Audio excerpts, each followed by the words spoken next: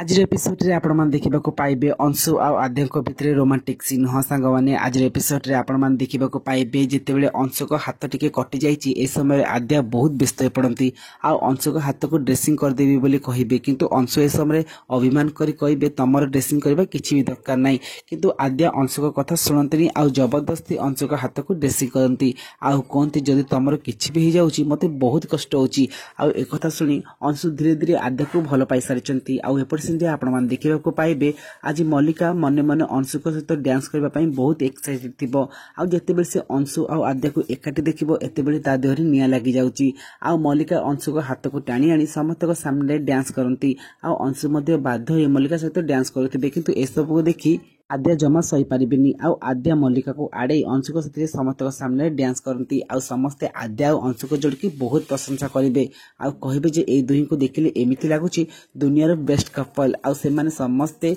मेघा को कहि मेघा तो पुओ आ बहु बहुत भलो देखा जाउचंती आ बहुत भलो डांस मध्ये करूचंती एमिति भी मेघांकर पुराना सांग कहिबे जे अंशु तम वाइफ देखिबा को बहुत सुंदर आ समस्त जते बेले आद्या को बहुत प्रशंसा करथिबे एते बेले मेघा और मल्लिका देहरी निया लागि जाउची तो फ्रेंड्स आपण मान को ए एपिसोड केमिति लागिची हमहु कमेंट करी लिखि जणाइबे। रहूछु नमस्कार।